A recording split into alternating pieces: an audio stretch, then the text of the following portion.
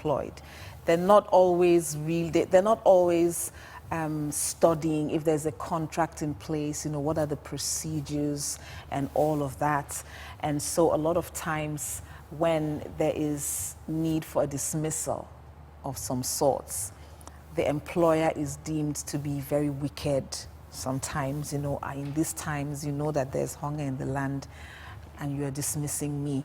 But, you know, for us to understand it clearly that there are some rights on the employer's side, there's some rights on the employee's side, right? So, so let's start from there.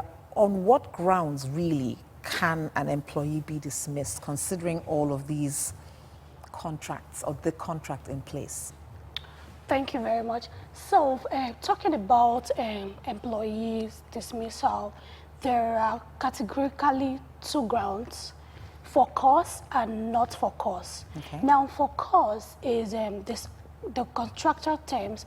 I mean, an employee is dismissed for cause when the employee goes against some terms in the contract of employment, and these terms can be criminal acts, it can be gross misconduct, it can be sexual harassment, and it can also be any issue that have been stated down on the contract of employment. So these are for cause, right? Now, when an employment contract is to be terminated for cause, it is expected that the employer gives the employee an opportunity to defend themselves. Okay. And in doing so, the employer is to constitute a disciplinary tribunal where you have people in the said employee's department or people, independent people, to make the case impartial, right? So the employee will be given an opportunity,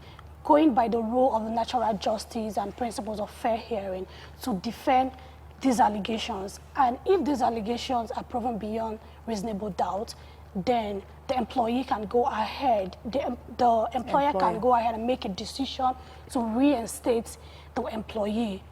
And in the case whereby the employer doesn't want to reinstate, the employee can actually take this case to the National Industrial Court of Nigeria. Now, another ground where an employee can also be dismissed is not for cause. Now, not for cause is due to business ecosystem, business-related reasons, or due to redundancy.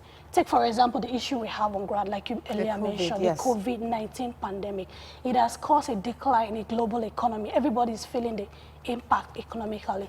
Now, I read a couple of days back that some companies in some part of Asia, Europe, and USA are laying off people. They are. And this is due to business-related issues. These are not for cause. So what is stated in that dismissal letter, they told them, the ones I have read, told them that due to what is happening, we can continue to pay you because you are at home, right? But when everything comes to normal, when we finally defeat this virus, we will reinstate you. And some said, well, let's just see how it goes, but for now, we can continue to pay you. Now, these reasons are not, not for cause. The redundancy, maybe an employer feels that there are a lot of staff right now. Take, for example, what is going on now. We have a lot of people that we are paying, and they're not actually doing anything. So it's better we just lay down some staff that are not deemed key to the business. And so these are basically the two grounds where an employee can be dismissed. So talking about termination of contract, of course, which an employer can take or which an employee can take, how is the notice period determined? Okay, so talking about notice period now, from the legal perspective, there are two broad categories of workers or employees going by the labor law. The labor law classifies them as workers and non-workers. For workers, it defines workers as people who provide manual labor or who provide clerical duties in the office. So those ones are workers. Then non-workers are people who provide professional services, technical services, administrative or executive services. Now, what the Labor Act provides is the notice period for workers, that's the employees that perform manual labor. And it states that if you have served a company for a period of 3 months, you are to give 1 day notice. If you have served a company for a period of 2 years, you are to give 1 week notice. If you have served for a period of 5 years, you have to give 2 weeks notice. And if you have served for a period of 5 years and above, you can give 1 month service, 1 month notice. Now, this is for workers, those guys that perform manual labor. Now, for the non-workers, which are the professionals, it is solely dependent on whatever you've agreed in your contract of employment. If you have agreed for 1 month, you're going to give 1 month notice. If you agree 2 months, 3 months, depending on whatever has been stated on your employment contract, that is the exact notice you're going to give. Okay, let's move on now. There's this concept of garden leave. And by the way, the phone lines are open. Let's open the phone lines. You know, I mean, with what is going on now, it is possible that you may have some issues on the job. Maybe you've been asked to stay home or work from home. Maybe you've even asked to stay for now until this whole thing blows over. You have any questions that you may want to ask as to how you can deal with this situation or what you can do next, the numbers are on the screen so you can call.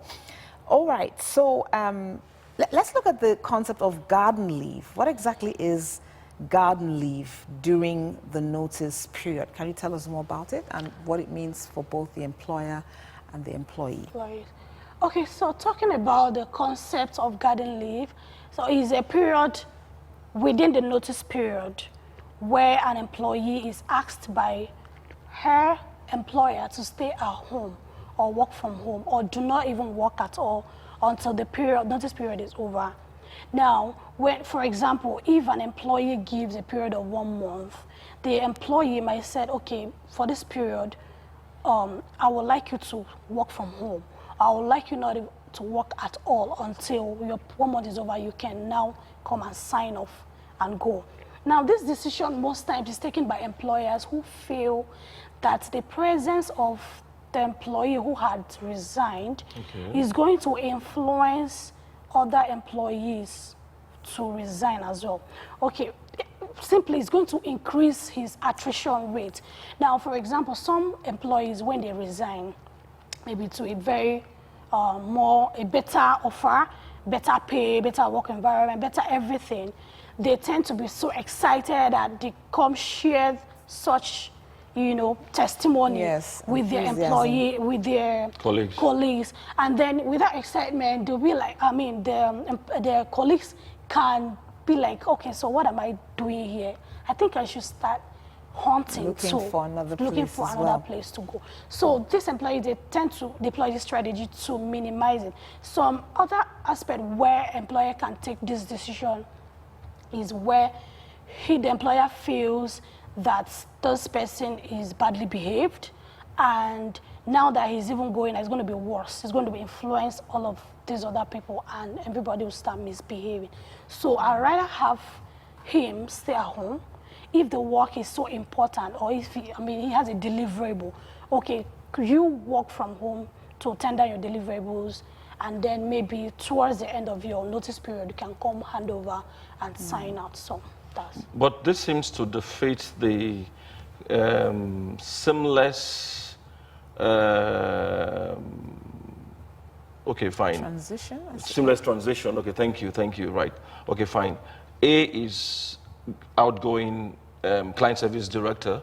B is the incoming one. Of course, both of them work, but this A is almost going out of the company. So shouldn't A seamlessly take B through those things, the handover notes, all of those things, so that B will have a seamless transition into the new role? Yeah. Well, I think what they do is basically, like I said earlier, towards the end of the 1 month notice period or whatever, you can say, okay, come in this week for the transition to happen, or come in so period, or whatever you have to deliver. I've seen a couple of outgoing people send whatever deliverables they have to their supervisor or whomever they're handling to, and everything done virtually. Or sometimes they can be asked to come in within a period of 1 week or 3 days, depending on how elaborate whatever you want to deliver then. Yeah. Okay, you know, before we go on, I want to kind of ask a follow-up question. There's something that I have observed. I don't know if other people have observed it, but on both sides, sometimes when an employee, yes, wishes to resign for whatever reason, they do not give any notice because they feel, or you know, they say, or maybe they've had some circumstances or instances where the employer did not pay them or would not pay them. Do you understand? And then on the other hand, you know, you have, so you have the employer now not paying the person who says, I wish to resign, I'm giving you 1 month notice, and then the employer is like, what? Just go, it's fine. And they're not now also paying the person in lieu, right? And then you have the employer who sometimes they go on a leave, on an annual leave. Meanwhile, they've resigned. And then do you understand? Like the employer still keeps paying them for a while until they suddenly realize, oh, but this guy is not even here anymore, and things like that. I'll let you answer this question, but we need to go on a quick break. Just stay with us because I really want to know what's with that. So join us again.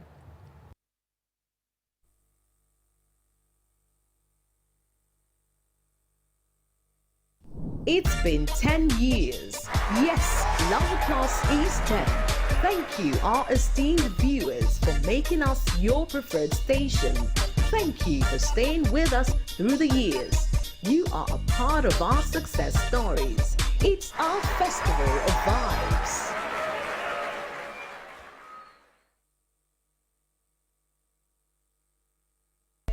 We like to take trips on Wednesdays, and we would like to start by spending a day in your neighborhood. Eat your food, drink your water, and basically understand your culture. I'm sure you don't mind taking us around because we have so much time to learn and even catch up with your favorite drama series. Oh, the suspense, the intrigue, but most importantly, we get to learn so much as we see virtues from the Word of God being brought to life. And to complete our agenda for the day, we will leave you with info on politics and current affairs, just to make sure that you are up to date. It's always a wonderful day every Wednesday here on LoveworldPlus.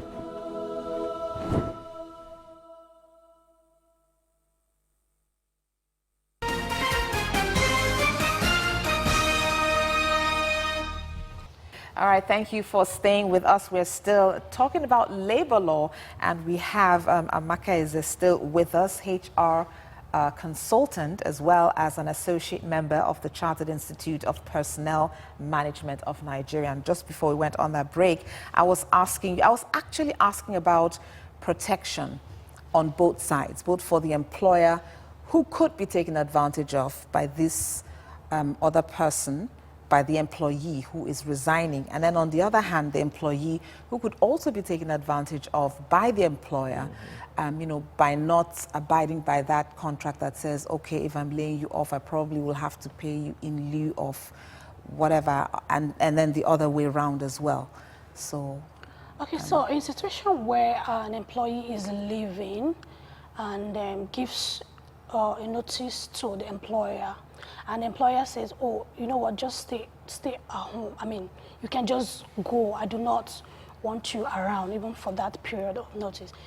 It means you definitely have to pay the employee because the employee has done her or his own part by giving you a notice. So it's your choice to have him around or not to have him, but you will have to pay him. Okay, then that's if you're not giving notice. Yeah, that's if the employee is leaving and had given you notice, but you do not want for any reason to see the person around, you still have to pay the person because he has given you notice. He is willing to stay for whatever period of notice that is stated in her employment contract. So his obligation to pay. Then on the other hand, where the employee goes on annual leave and not coming back, I mean, from there goes and do not tender any resignation or whatsoever. So what I would say in that instance is that employers should put adequate processes in place. So what I mean by adequate processing is, okay, for example, if an employee takes her leave with the intention of not coming, and your employment, your handbook or your policy had clearly stated that when so person exceeds the number, this is what happens, then that is very seamless. That is exactly what you're going to do. Okay. So that in the future, if that employee comes up and say, but I went on annual leave, and you clearly, present the policy, and that solves the issue. Okay. Why does it usually end that way? Excitement, all over thing at the beginning of work, and when somebody is resigning, most times he or she just decides. What I would say is, I think what happens is the relationship, really, between the said employee and the employer, and the environment as well.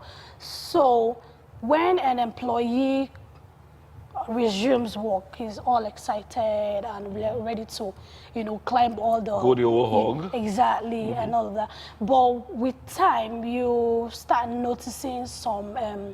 especially in a toxic work environment, right? So you don't get all the fulfillment with the job you came in for. You're not, though you're bearing the title, but you're not doing the exact thing you're supposed to be doing.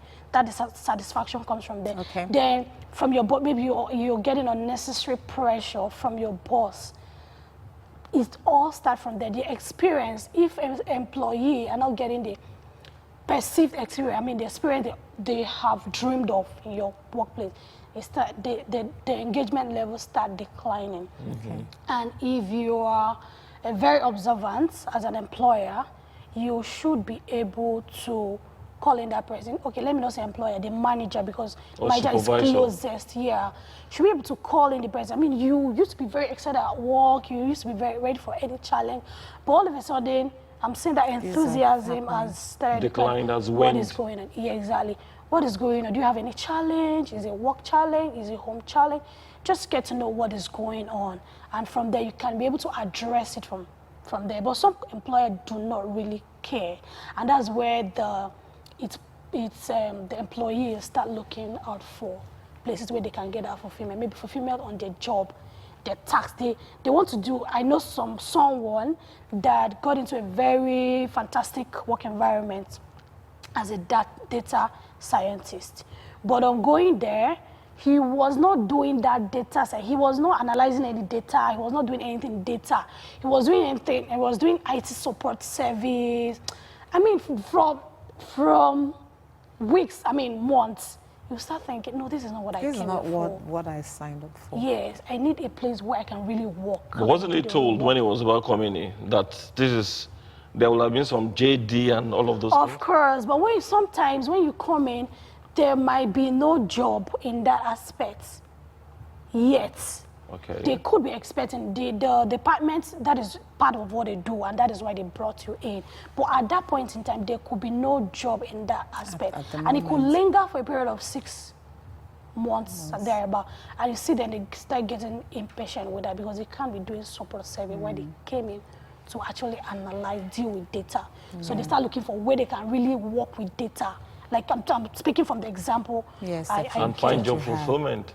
Yes, Exactly. Okay, let's quickly talk about the Employees Compensation Act, right? So compensation provided to employees or the dependents for death, for injury, disease, disability arising out or during their job or employment. And we've also seen cases where these labor laws, have been abused by some people. You find out that even at that point where someone who's been in your employ for several years, maybe due to an accident or something, the person is no longer as productive or as effective, and then the company wants to lay this person off or get rid of that person. So how exactly does the compensation work? What are the instances, and how can employers be actually made to pay as at when they should? Okay, thank you. Talking about Employee Compensation Act. So this act was specifically enacted to protect employees who during the course of the employment, get an occupational disease, injury, or as a result of all of this died, or on the way during the course of his employment, maybe traveling for an official duty, had an accident and died. So it's actually enacted to protect these individuals, right? And then there is a body, NSITF, the Nigerian Social Insurance Trust Fund, is a body that has been set up to actually manage the funds, right? And implement these funds. So what the source of these funds is from employers. So NSITF, or the Act, it mandated all employers to contribute a minimum of 1% of their monthly payroll. Okay. So this 1% of the monthly payroll is remitted to NSITF, which is the management body for this fund, and then they also administer the fund. So what happens is that when, according to the Labor Act, when any incidence of, say, injury, disease, accident happens to an employee, it's expected that within 14 days, right, that the employee or the employee family members, the dependent, report this case to employers within 14 days.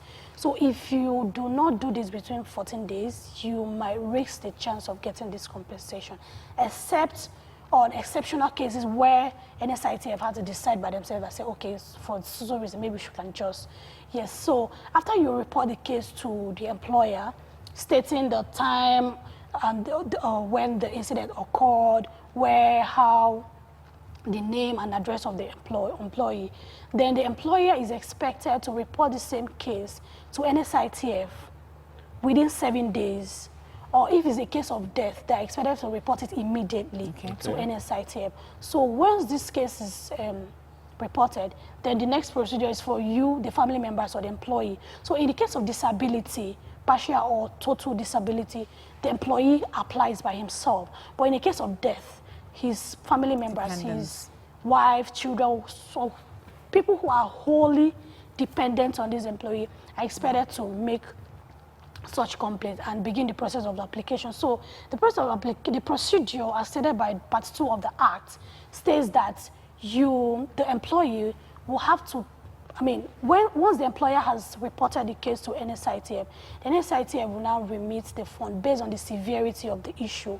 So now, in the case of death, the NSITF will pay 90% of the employee's remuneration as at the time of death to the widow, the husband or the wife, and the 4 children, 2 children and above, that's 90%. But if it's one child, one child is 85% of the monthly remuneration of that employee as at the time he died. Now, if it's a disability issue, you also get to the employee now. Yes, you also, the NSITF also pay 90% of the total employee package to the family members, the employee. Yes. All right, we are almost rounding off. I'm going to ask a last question, and I really wanted you to sort of comment on the story that we read earlier about the House of Representatives passing a bill to prevent retrenchments during the epidemic. So let me read you the story. Tell us what this really means, and how, not how sustainable it is, but how people, especially those that are getting laid off in this time, can benefit from this. Yes. So it says that the House of Representatives has passed a bill seeking to prevent retrenchment during the COVID-19 epidemic.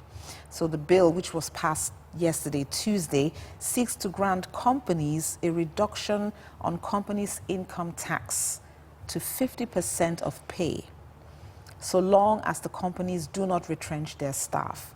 So this means that any company that does not lay off its staff till the end of the year would have government refund 50% of the income tax paid on its employers' salaries. So can you expatiate on that? Okay, I think this is a very great move by the reps. Is a very great one because 50% reduction is a lot of money. So I think is what I will encourage employers to actually participate in. is a very great move. And I think with that 50% discount in the income tax, I think a lot of companies will comply. And not retrench their and workers. not retrench them, because Because then they stand to gain 50% back. Like government would pay them again that 50% of what they had paid those workers. Okay. Another thing is helps in employer branding too. You notice when companies want to retrench, they like to do it on a low key and they don't want it to get to the press and all of that, because it has a very negative impact on your employer brand.